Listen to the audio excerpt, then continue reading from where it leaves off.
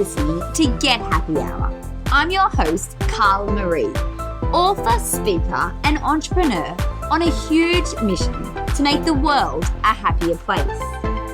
In each episode, I chat with entrepreneurs, thought leaders, and life's go-getters. They're real people living a real life journey and inspiring real change within the world. We discuss their secrets to happiness and success, sources of inspiration, and inspiring stories of real change. You'll learn what makes these people's hearts sing and leave each episode with new tips that'll help you bring more happiness into your everyday. Hey guys, welcome to Get Happy Hour. I'm your host, Carla Maree, and today I am so excited about our next guest.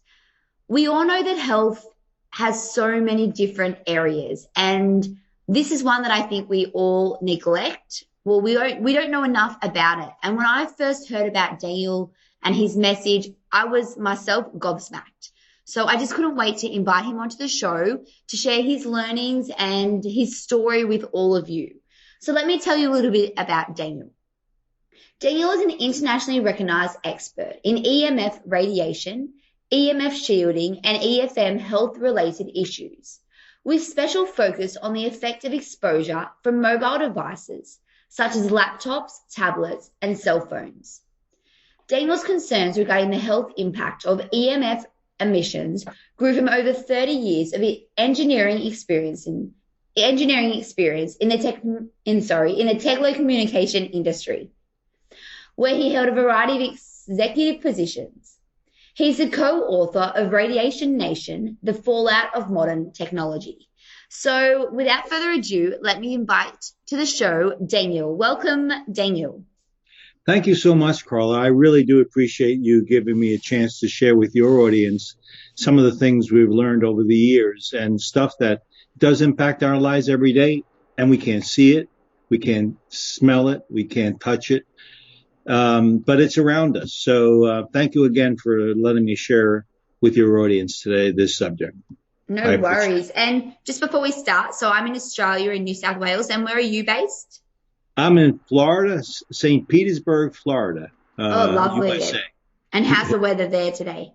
It's actually beautiful. It's about 80 degrees and it's just sunshine. So we got to talk fast so I can go out there in the sun. Oh, sure. I get you. Okay. So, Daniel, basically, let's start with you sharing your story, what EMF radiation is, how you got into it, and then, a little bit of the learnings that have come from that. Well, I worked in the telecommunications industry my whole career. And it's quite a number of years.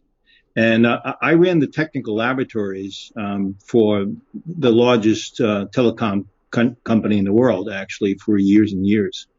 So about 6 years ago or so, my sons were visiting, and they had their laptops on their lap. And my wife turns around and says, "I want grandchildren." And she sort of had this intuition that maybe there's some damage that occurs to the body and she won't have grandchildren. So I said, no, that's just not true. The power levels are so low that I can't imagine that these kinds of things can be dangerous in our life.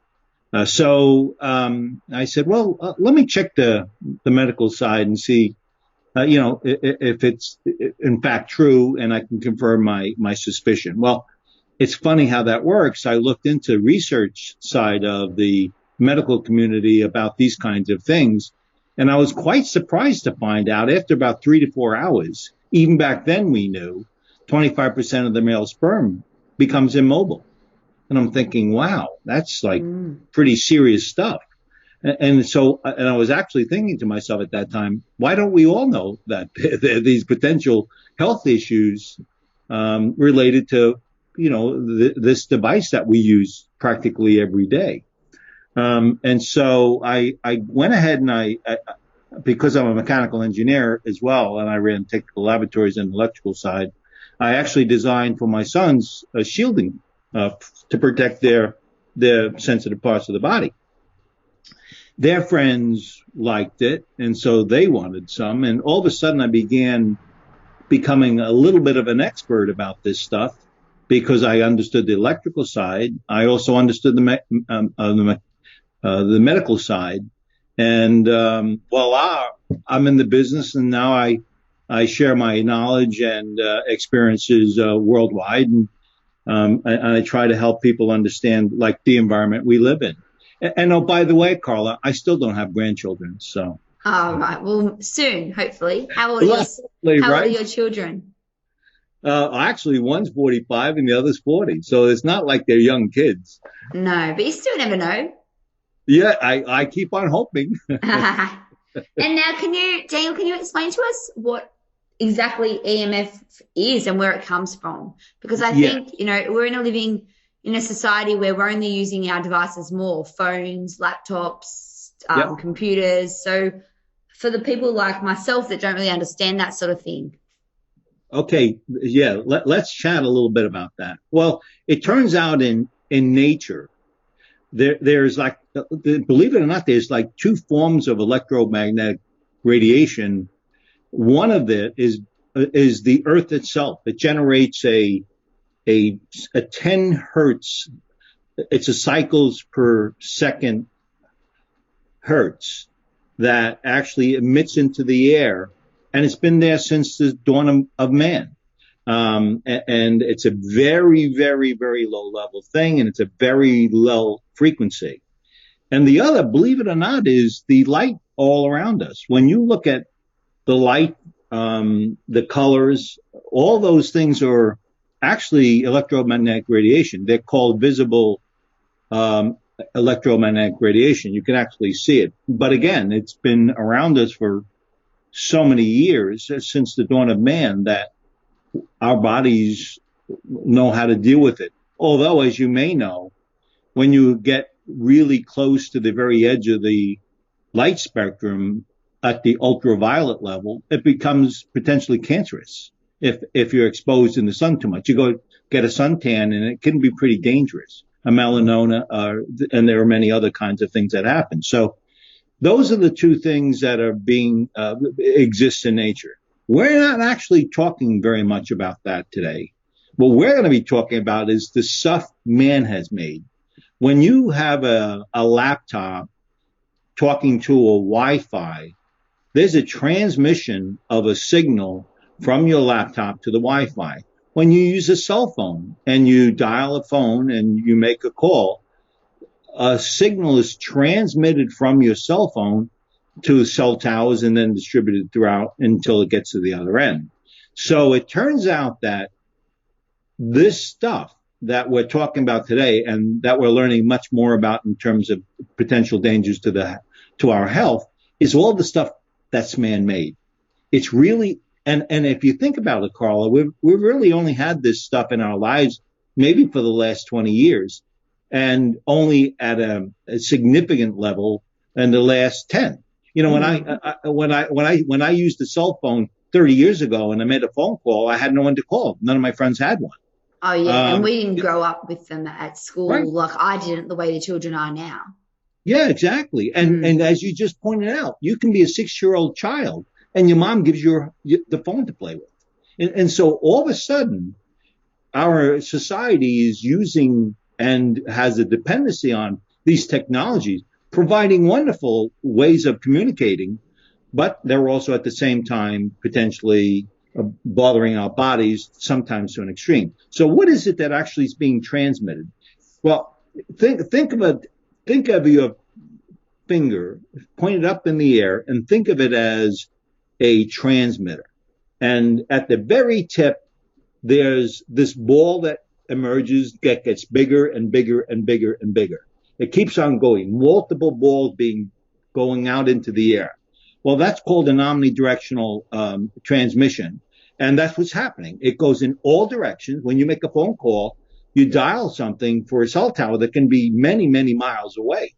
And it's emitting everywhere until it finds the cell tower, and then it makes the connection. So Electromagnetic radiation, for the most part, is man-made and it's being transmitted within to our environment. Given now that there are many more products like laptops and tablets and everything, even boxes to connect to the television is using Wi-Fi connections. And so you have all of these sources that are potential sources of danger. The other thing, believe it or not, is we talked about light a little bit. When you have a screen from a modern device like a laptop or a tablet or a phone, they emit color that you can actually see, but it's artificially being created. And if you look at the spectrum of where light is, I mentioned ultraviolet light can be cancerous. Right next to that on the spectrum is blue light. And so that blue light is artificial and high intensity stuff. And that can be being viewed by your eye and your retina. And actually that can have dangers to the eye and a bunch of other stuff that we may want to chat about a little bit more. So it's the modern stuff around us, hasn't been around very long. And we're really starting to get a really pretty good idea about the potential dangers. So what are some of the the dangers that the human body's under? I'm sorry, can you repeat that, Carla? How does the EMF damage the human body? So what are some of the things that it does to us? Oh, okay. So when you have a cell phone to your head and you're an adult woman, the signal, that omnidirectional signal, goes into your head probably by 2 inches or so. If it's me, it goes in about 1 inch. If it's a 6-year-old child, it goes completely through their head. Oh, wow. And so all of a sudden we have these, although very low level signals being transmitted, they're actually penetrating the parts of the body and potentially changing the characteristics of the cell. So when you have a concussion and you're using a cell phone, it takes extremely, extremely, extremely low power levels to actually disrupt that cell, mutate that cell, and actually have damage to the DNA. So it can actually become a very, very, very serious condition to the frontal lobe, because the cell can be influenced by having that direct connection to the transmitting source. So that happens probably in 5 to 10% of the cases of health issues. But the preponderance of stuff that bothers us everyday lives, it's the headaches, it's the eyes hurt, it's you get tired, you're lethargic in your thinking, you have male problems conceiving, female problems conceiving, all can be the source of these emissions influencing and manipulating our body. Sure. So do you think that when women, I know for myself, I'm in my 30s and I know a lot of people that are having issues with their fertility and falling pregnant. Do you think women holding that laptop on their laps when they're riding on the train or sitting at the television has a big effect? Oh, it's not a debate, Carla.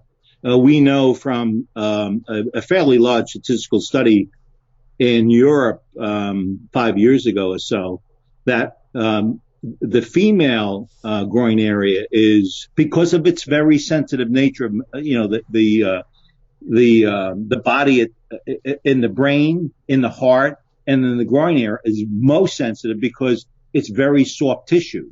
And so we know that with prolonged exposures with a laptop, that you actually can have 2% of that of women can actually get a tumor, and of that, a small portion of those tumors can become cancerous. Carla, we also know from a recent study in the U.S. in San Francisco, if you had you were in the first trimester and you were using a cell phone and laptop and all around your lap all the time, you would actually have 3 times more likelihood of a miscarriage than the average population. So it's a matter of science. We know that it does impact the woman who happens to be on a train with a laptop in her lap if it's excessive. Right. Wow. It's fascinating. And what about the children? So they're more prone to Oh yeah. Oh yeah. That's the part that really disturbs me, because I think as you pointed out, Carla, you and I didn't grow up with these in our hands. But it's such an integral part of a child's life that they're being exposed to these emissions, and these emissions have an impact on the body. And so the neurological impacts are being considered one of the more serious things that are going on as a result of these exposures. ADHD, child behavioral problems. There's a lot of studies that link these close exposures, long-term exposures, to many, many conditions that are being felt by kids being exposed to this during the day and night throughout their entire lives. Yeah, sure. Because you know what? It was funny. I don't have children myself, but yesterday in my office, my manager who works for me, she was saying that all the kids in her daughter's class at school have to have a phone. It's been made compulsory. And I think they're in year 6 at school. So I was gobsmacked. I said, what? They have to have a phone? She said, yeah, she had to go out and buy her daughter a phone so that she can message her mum and ask things or be safe or whatever it is. You know, where back in our day, well, in my day and your day, I'm sure, well, we didn't have phones at all. No, there was absolutely no. As I said, if I had a phone 30 years ago, I had no one to call. Literally, it was that new. It's only been in our lives for a very short period of time. And by the way, you know, we were talking about children and the impact. We know there's a very serious cross-section of kids that are being infected, but there are subtending issues also that occur. When you use a cell phone to your head, we know your immune is suppressed. And so you may have an immune system that's already been compromised a bit, and then all of a sudden you have all these other exposures, and you're more susceptible than you normally would. And if you're a child, you don't have the membranes, the body tissue, the muscle mass, the bone mass to actually help filter this stuff out. And so it goes within the body of the children much more easy. In fact, science talks about it as 3 times more susceptible than adults because of the body composition. Sure. And you know how the kids, like I know my nephews, they love to stand really close to the television. Yep. Is that also from the blue light, do you think?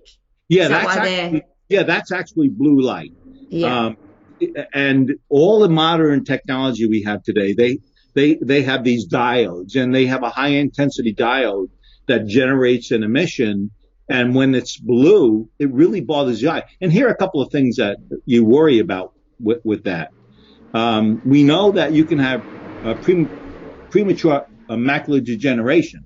In other words, your retina can deteriorate prematurely as a result of excess exposure. You know, most of us are going to be okay. It's when we push it a little bit and do it a little bit too much that it becomes a problem. And so you have the macular degeneration. I work with the medical community in the U.S., and I have a neurologist I work with, and he was telling me about one of the teammates in his office having dry eye. And she was always next to the screen doing his work for him. And I said, how long she's had it? Oh, many, many years, 10 years, maybe more. How long has she been doing that job? Oh, about 10 years, maybe more. And I said, don't give her eye drops anymore. Give her blue blocking light lenses and see if her condition clears up. 2 hours later, he calls me up and he says, I can't believe it. She's never had wet eyes, and her eyes are wet. We know there's a direct correlation to dry eye. as a result of the exposure to the blue component. And then there's of course, when you're at night and you're looking at your laptop or tablet and you're reading stuff and you're almost about ready to go to bed, but you don't feel too tired. Well, that's because the blue light is actually mucking around with your melatonin. It's actually suppressing the creation of the melatonin that allows you to sleep. It builds up. As you may know, Carla, the body has a circadian rhythm. And when you start disrupting that rhythm, it's not just the fact that you have a problem going to sleep now. There are so many other potential things that can go on. Ringing of the ears. There's a gamut of many other subtending problems you can have as a result of not recognizing that looking at this stuff before you go to bed can be dangerous. Now, Carla, if you stop looking at that stuff an hour or two before, you're perfectly fine. But you got to be aware that if you do this kind of stuff, that there are potential dangers to your health. Sure. And is it why also, when you're talking on the phone, maybe on your mobile, and you talk for a little while, you've got it held up to your ear, and then when you get off the conversation, sometimes your ear can be very hot? Yes. Oh, and let me explain to you about that. We haven't chatted about that yet. When you have a transmission from a cell phone, tablet, laptop, any of those devices that are connecting to a cell tower, they're around, you don't have to remember the names. It's about 2 gigahertz. It's 2. When you have a microwave oven and you take a piece of meat and put it inside of a microwave oven and you turn it on, that's 2.3 gigahertz transmission. It is almost identical in terms of its frequency as a cell phone. Oh, wow. And a microwave is known as a thermal emitting transmission, right? Well, guess what? The radio frequency stuff that's used with cell phone and all our devices are in the same range as microwave. It heats up the head.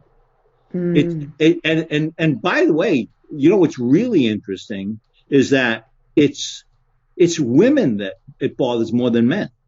And we really don't know why, but something like 20% of our population, they actually can feel it. They're electro-hypersensitive is what they call it. And more than 20% on the average get headaches, feel the heat. And of that 20% of the population, 80% are women. So when you said that, it triggered my mind that for some reason, we don't know if it's hormonal. We don't know if it's because there's more aluminum in the body because of ingestion of pills and things that may disrupt the body to some extent. But we know that those things you're feeling are very real, and now you know why. They're a microwave signal. And basically, we're holding a microwave up to our head. Right, exactly, yeah. Yeah, that's great. But here's a very important point. A microwave has a lot of power to it. 1,000-watt microwave cooking your meat is a lot. A cell phone is maybe 1.5 to 2 watts. So the power levels are much, much different. So you're not like putting your head into a microwave oven, but when you're using it a lot, it has the same change to the cell that can occur because it's so chronic of an exposure. So we'll talk about that a little bit later, but it's really if you use a phone for 5 minutes, you're really perfectly fine. But if you use it for an hour every day, a long duration, that's when these things become more and more dangerous to the body. Sure. And can I ask, why is the government not doing anything to protect us? Oh, well, I can tell you about the U.S., okay? The U.S. created a standard that cell phones couldn't exceed for the protection of the citizen. At that time, in the 90s, they had a lot of data on men. So they took the average description of performance, head performance of the 6-foot male, because they actually had the military information. And they said, we're going to try to limit the depth to a 6-foot male, and we're going to try to make sure it doesn't heat up too much. What is the power level? And it ended up here in the U.S., 1.6 watts per kilogram. And that's where the 1 inch goes into my head. And what we didn't mention is it increases by 2 degrees. It is allowed to increase 2 degrees. And so that is the thermal impact, not the biological impact. When I talked about a cell mutating, a cell having DNA damage, that's biological. There was in no way in the U.S. standard a commitment to protecting the user from the biological. Brain tumors in the frontal lobe have been growing for 2% per year for the last 10 years. This is worldwide statistics. It's not as if there's a debate about it. But yet, in the U.S. standard, it was never considered. So, buyers beware. There were a lot of influences at that time, whether they be the manufacturing community, the service providers community. There was a lot of lobbying that went on at that time, and that could have been the reason why there wasn't as much as you'd like to see in terms of protection. And that's unfortunate, because in the last 10 years, our research has really done well. In fact, what we know through epidemiology studies out of Europe, a statistically significant study. Carla, that means that the populations were so large, and if there was observations, they were likely transferred to the general population because the populations were so large. What they found was there was a statistically significant increase in the frontal lobe cancers and in the heart cancers of the epidemiology study. There was another study that was 2 years earlier in the U.S. called the National Toxicity Program.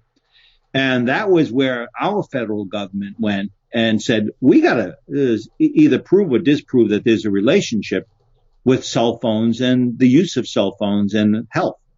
And I suspect their intent was that they were going to find that there was no correlation. Sad for them, they spent $25 million in U.S. dollars, and they found that there was a statistically significant increase in the frontal lobe cancers and the heart cancers. So it's like, it's not a debate anymore. You get exposed, our standards, government standards, they are catching up to the technology, and they're delayed. And as you may know, evidence about it's good or bad in our society from a health perspective is only beginning to be understood. In fact, I love to tell the story. When I was 12 years old, many, many, many years ago, I smoked cigarettes. I was a real man. And I smoked cigarettes at 12 years old. Well, at that time, the research community knew that there was a direct link to cancer, but the general population did not know that. Why? How many years did it take? 20, 30, 40 years before in the U.S. they said smoking cigarettes could be bad for your health. Why did it take so long? Trans fats. In Australia, they were banned years ago. Not in the U.S. It was only banned last year in the U.S. Trans fats. We were cooking in it. So it really does always take a while before it catches up with us, that we understand the technology around us. And that's what's happening with cell phones. It's not been around very long, and we're better understanding through science that's now becoming public that these things can be dangerous. Sure. So for lots of us, well, myself including, and I'm sure a lot of our listeners, we do use our phones a lot. We use our laptops. Majority of people using their phones, as an alarm. We're watching TV. The average Australian watches, I think, between 6 to 8 hours of TV a day. Yeah. So what can we do to, I know that we can't necessarily stop using the computer. A lot of us work on the computer or whatever, but what can we do to minimize our risk and to help ourselves prevent things? Very good question. So, here's an analogy. If you have a bee in the room, one bee, a bumblebee in the room, and it stings you, if you're not allergic to it, it means nothing to you. If you have 1,000 bees in a room and they can, and they sting you, it can be lethal. So this analogy is related to the number of transmitters in a room. The fewer transmitters you have in a room, the more likely it's more healthy for you. So very simple things to do. If you have a cell phone and it is having a Wi-Fi connection, a Bluetooth connection, and a cell phone connection to it, turn those two that are not the cell phone, if you're not using the Bluetooth and the Wi-Fi, and you go from 3 bees in the room to 1 bee in the room. In other words, look around your house. If you use a laptop to do your work, don't use a Wi-Fi connection. Plug it into your Ethernet port and take that wire, connect it into the router, and you eliminate that bee in the room. With your Amazon box, TV box, that connects Wi-Fi. Rather than do that, run a Ethernet wire to that. Anything you can do to minimize the number of bees in the room is the best choice. If you're watching several hours of television today, I would suggest you find a way of reducing that, or if you choose, you may want to find ways of protecting your eyes with the blue component of the signal with blocking devices or something that helps you deal with that kind of exposure. Here are some other rules, by the way, which is really, really important. And that's why I often say we should not panic about our environment. We should deal with our environment. And here's the point. When you have a cell phone that's directly against your head, that's when it's most dangerous. When you have it 12 inches away from your head, and I don't recall in meters what that is, but only a foot away from your head, 80% of the danger is gone. By 4 foot, 98% is gone. In other words, the other things you can do is just move those things away from you. Just a little bit more away, and it doesn't have the same impact. The power levels drop so much that they don't influence your body. Sure. So for all those, I see it a lot. Sorry to cut you off, but a lot of guys putting their phones in their pockets, girls putting their phones down their bras, and mums putting their phones in the front of the pram when they walk with their children. Oh yeah, it's terrible. That's terrible stuff. That's where discipline really becomes important. Like I work with a radiologist, probably one of the world's foremost radiologists in the world.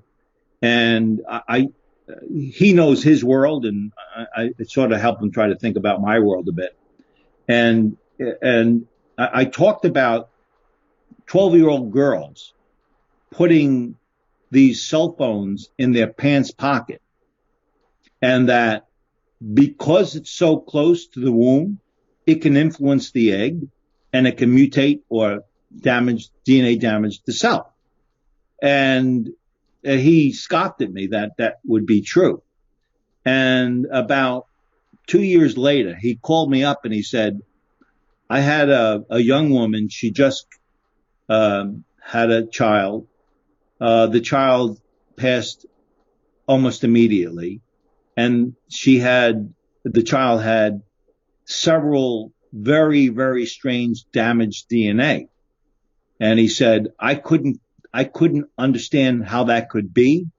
But then I remembered your argument that there is enough power level coming from a cell phone into the womb of a woman that can have a damaged egg, and that egg can be passed on to her children.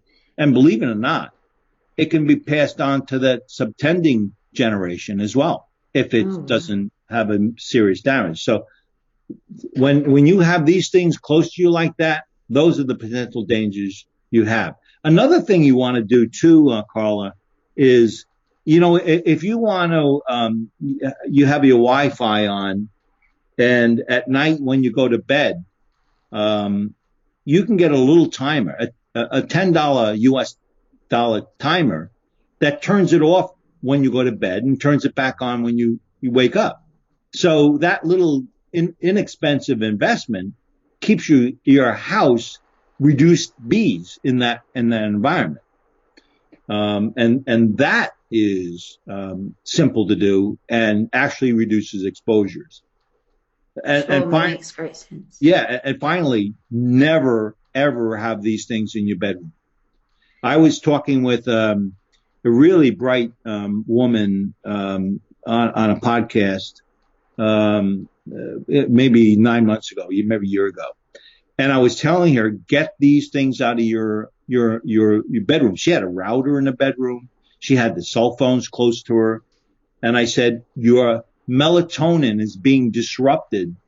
Even though it's slight, it's being disrupted to the point where you're having sleep patterns that are not the best patterns because it's being influenced by those devices around you.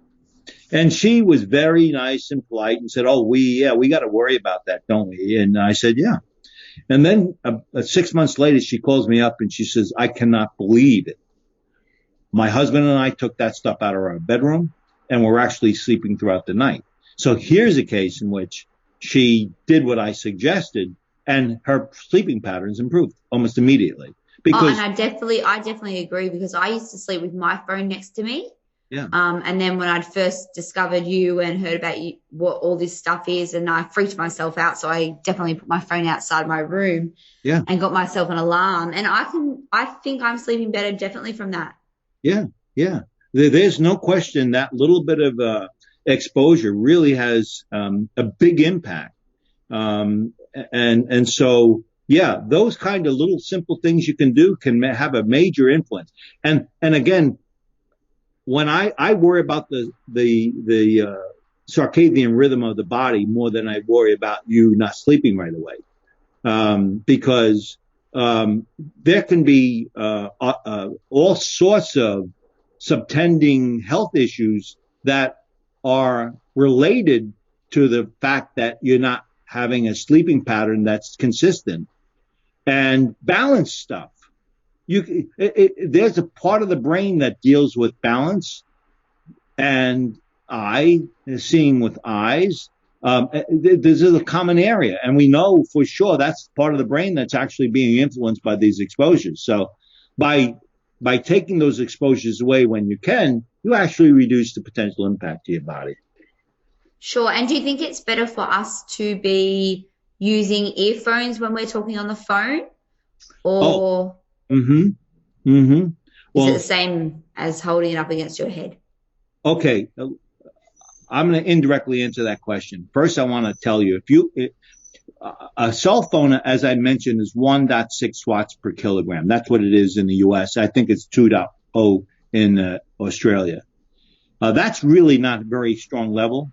But let's say you went out and you were playing football, Carla, and you hit your head and you had a concussion.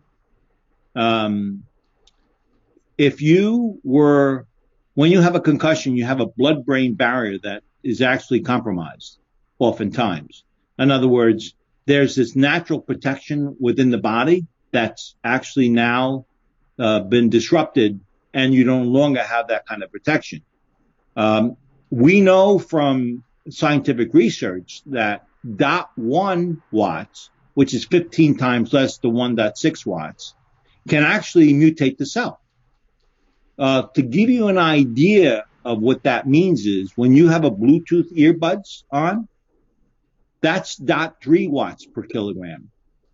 I'm talking about a power level that's 2/3 less than that can actually influence the cells of your frontal lobe. So it takes very, very little. But let's go back now to the question you asked, which is, is it better to use earbuds? Well, here's the answer. Putting it up against your head is the worst exposure you can have. Having it through earphones is much better than having it against your head. If you had it in your hand and use speaker, that's absolutely the best, because now you have distance and you have no wires near your head. Earphones actually have a wire that does emit emissions. It's very low, but it does emit it. And if you really don't want to be seen talking around to people with your speakerphone, having it through earbuds is a good choice, but not actually the best. Okay, great. And can you please just tell our audience about the products that we can get on your website? Because as soon as the first time I discovered you, I went and bought the protector for my phone, and I have the earphones that you sell, and I got your book. So just tell us a little bit about what you're doing to help out people with, protective devices. Yeah, I'll continue the story that I started off your program with, which is I started almost accidentally in this industry. Had a lot of heavy experience in the technical laboratories, but my first the action was really to help protect my sons and have babies. That's where we started, and ever since that time, I've been taking those technologies that I created that would be minimizing those exposures to us as we use our personal devices to cell phone protection, tablet protection, earbuds. I actually have a set of earbuds, really high quality stuff. I took the electrical signal away from the head, and I made it acoustical. I converted by using a speaker in the middle of the wire, and I converted to a tube where the sound goes up into the tube into your ears, and I eliminated the exposure by having the earbuds. And so those were some of the things I've started with over the last several years. I continue. I'm particularly worried about women who are thinking of becoming pregnant and become pregnant. So we have blankets that we now offer where if you want to use a laptop or a cell phone near your womb, we actually have a shield where you cover yourself and you have that kind of protection where the device transmission, omnidirectional transmission, can't get through. So we have a whole variety of products all around how do you protect yourself. And as you mentioned, Carla, DefenderShield.com is the website. On our website, by the way, there's not just product choices that you can buy for having personal protection, but we also provide a lot of information for people to understand what's going on in our environment. So we have a learning section in our environment. That talks about all the studies, points to the research that's been around up to date. And in fact, something we haven't talked about, Carla, is the next generation of cell phone transmission. It's referred to as 5G. That is even more of a mystery for so many. So we actually have a whole section just on what the next generation service is and how it potentially can affect our environment. So you look for those kinds of things. And then, of course, if you're thinking about learning a little bit more before you do anything, Radiation Nation, which is a book my son and myself wrote, and that is a description of what this stuff is, what kind of study works that happened within the research community, and things we can do to try to protect ourselves. So all those kinds. It's a great book. I must say thank you very much, because I've read that and it definitely opened my eyes up. Because I was innocent. I didn't realize what I was exposing myself to. Yeah. By the way, Carl, that when I started with this, I was flabbergasted at how much research was out there that really pinpointed all of the potential problems. Like again, like the Bluetooth earbuds is rare, but research was done 20 years ago about the power level being a third of a Bluetooth signal, and it can have damage to the frontal lobe. So it's like, why we don't know about it, I don't know. But what I sort of decided to do is try to get a book that took rather complex technical stuff and tried to describe what it was and what our environment was being sort of exposed to in ways that all of us could understand it. And that's what were the origins of the book. So for all our listeners out there, we will put all of Daniel's show notes into, like, all of his details in our show notes, so you can go and get access to everything that he's talked about today.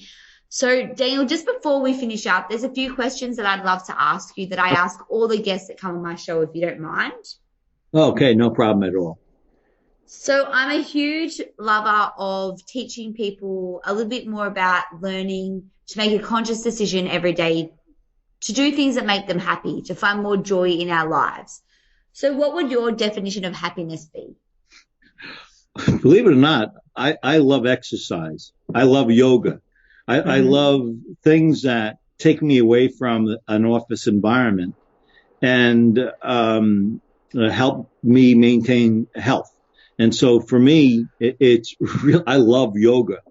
What sort of yoga do you practice? Actually, I was doing hot yoga for the longest of time, which I probably should have never done.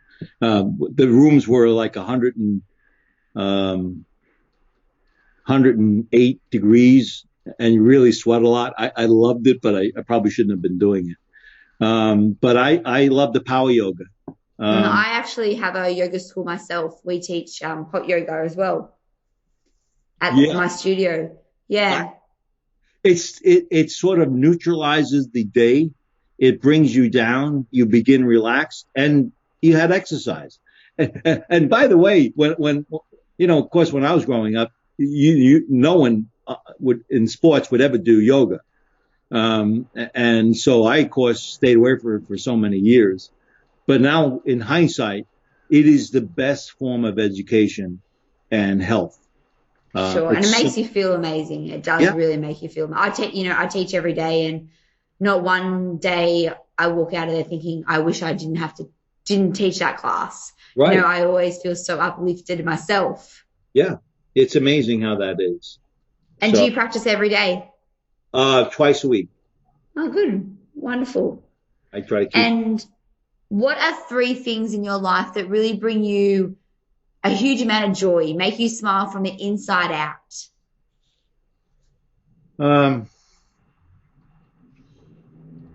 Well, I'll start with one, and then I'll work from there. Carla, on your deathbed, when you think about all the things in your life that are important, you'll find that there's not many things that you think is important except family and friends. Mm-hmm. So to be happy in a life and reinforced in a life with things that are important is make sure you understand your family and friends. Keep them close, enjoy them, and have fun with them. That's the most important thing you do. You'll never think about this podcast. You'll never even think about any podcast you ever did, most likely. You'll think about your friends, your family, your husband, your boyfriend, your childhood friend. So keep that close. That's I probably love the most that. important thing. After that, find things you really like to do that depart from the things you are committed to during the day. And for me, for years, I would just fish, believe it or not. I go out fishing and be the quiet space. Although these last couple of years I haven't done too much of it because I've been so busy. But find something that you like to do, and and make sure it's enough of departure of what you do so you can continue enjoying it. The third thing, I guess, is I like to eat. And what was your favorite food? If you had one meal left on earth, what would it be? There's no question about what it would be. It would be pasta. Oh, really? Pasta. I love pasta. Now, got to remember, I'm pretty healthy, right? And Yeah. I'm very careful about how I eat, and I eat vegetables and fruits. I'm all organic product. I stay away from everything. But my weakness is, at least now I get organic pasta. That way I feel better about it. Sure, sure. And what's your favorite type of pasta? Because I don't eat pasta myself, but there's a huge amount of different styles of pasta. So what Oh, would your favorite be? actually, I like them all. I Oh, don't right. differentiate. You're a But pasta fan. That's good. yeah, when we have families get together, I love to cook for the family, and I cook large pasta meals. That's what I do. Sure. So my next question actually is if you could invite any three guests to your house for dinner, they can either be dead or alive, and we know that for dinner you're serving pasta, who would you invite? Well, I'd probably invite my father. He passed away many years ago, and I probably would see him in a different light. So I think I'd invite my father. I had an uncle that I really was close to when I was growing up as a kid. I'd invite him. But again, I'm looking for family. I don't think I'd invite my grandmother. I didn't like her very much. But for the third, I'm not sure who that would be. That would be a surprise guest. I'm not sure who that would be. All right, wonderful. And Daniel, I'm a big lover of gratitude. Me personally, I make sure that I write down every day in my gratitude journals some things that I'm grateful for. Do you have a gratitude practice at all that you use? No, I actually don't. I really don't. I sort of like to take life as it comes and deal with it as it passes by. I tend not to necessarily journal my life. Yeah, Uh, no, that's everyone's different. That's why I ask. I love yeah, hearing about how different people, do things throughout the day when days are busy. Our life is getting very, it is a busy place. yeah. I tend to just take it as it comes and then deal with it and move on. And in some cases, probably wouldn't want to journal that. Yeah, sure. You've just let it go. You go to yoga, you do your deep breathing, and it's out. It's Right, good. right, exactly. And that's exactly how I deal with it. Yeah, Yeah, exactly. no, I'm exactly the same. And you mentioning fishing. I'm not so much a fisher, but I love the beach because I find that at the beach you find such stillness, or going back to nature, just to be still and without all the devices, without all the busyness of our life. You can really feel very recharged. Carla, actually, it wasn't the fishing. It was the nature that you were out in that Mm, probably was most important.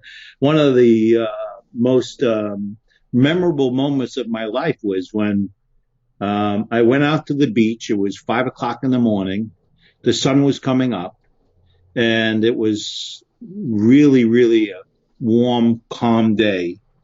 And I was drinking a cup of coffee and having a bagel.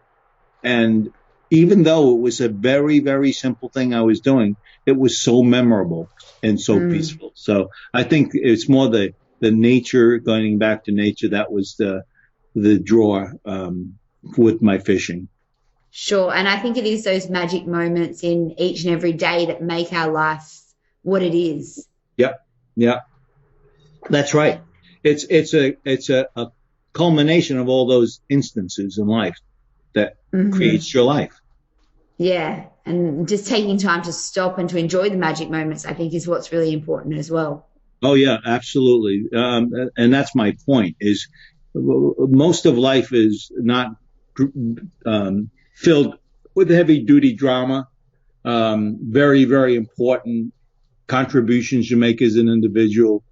They're made with tiny little things events that occur in your life, and you really need to enjoy them because at the end of the day, those tend to be the more important ones than great events in your life. Yes, I totally agree. Now, Daniel, the last question I have for you is I'm very grateful for you taking the time to come onto the show, and I'm a big lover of service. So, what can me and my audience do to help you with your mission? You've done such great wonders for this world and educating so many of us. So, what can we do to help you? Actually, let others know. I don't think of where we are sufficient. All of us have to have a better understanding, at the very least, to make choices in our lives. So as you learn more, share that with friends and neighbors, because the more of us who understand, I truly believe it will help us craft our environment the way we want it to be. So I would ask everyone to think about this, study it a bit, make your own decisions about the subject matter. Don't avoid it. It's very real. It's going to be even more part of our lives in the future. So try to figure out how you will deal with that environment, and if you think it is something you need to be aware of in your life. Yeah, I think that's a very important point. And because I think a lot of us know about it, but we don't really pretend we know about it. Most people know that they shouldn't really be using their phones as their alarm, but I think the majority of us are still doing it. So for our audience out there, really take this on board and go onto Daniel's website. He's got some great products. As I said, I've got his shielder, his earphones, his blockers, like the sunglass blockers that I wear at nighttime with my laptop. Mm-hmm. And I think it's really important that the more people know, the more people know. Yes, I agree. And Daniel, before we finish, is there anything else you'd just like to finish off with? Any last final points of wisdom? Actually, I think you've done a really wonderful job of us sharing thoughts with each other. One final thought, if I have any, would be you're not a victim, and so you shouldn't act like one. You really should take responsibility for your own health and not rely on others to do it. The point you made before, Carla, doesn't government protect us? The answer is no, not necessarily. And they're not smart enough necessarily to have a deviant project. It's just that they simply are not aware. So you are the stewards of your life, no one else. Sure. I love that. Thank you so much. I love you're not a victim. When none of us are victims, if we want to change, we have to make the change. Correct. Nothing changes unless something changes. So for all our listeners out there, if you really have enjoyed today's show, then please do us a favor and share this with your family and friends. Because as we said, we want to get this message out to more people's ears. It's so important. So please go along and share that. And Daniel, thank you so much for taking the time to come onto the show. You are a very busy man. So I am in so much gratitude and just so thankful for having you on the show. Well, I appreciate you inviting me, Carla. Thank you so much. No worries, anytime. And to all our listeners out there and to Daniel, go out and have a wonderful day, smile, laugh, and make sure you enjoy those magic moments that do make up every single day. Bye for now. I'll see you next week. Thank you so much for listening to today's episode. If you did enjoy this, then please do me a favor and share it with your family and friends. The more people that we can get smiling, the better. Also, don't forget to subscribe and please leave me a 5-star review. If you do like learning more tips to live a happier every day, then don't forget to grab your copy of my book, Get Happy Now. Until next week, let's remember to make that conscious choice every single day to smile, to laugh, to love, and to be happy.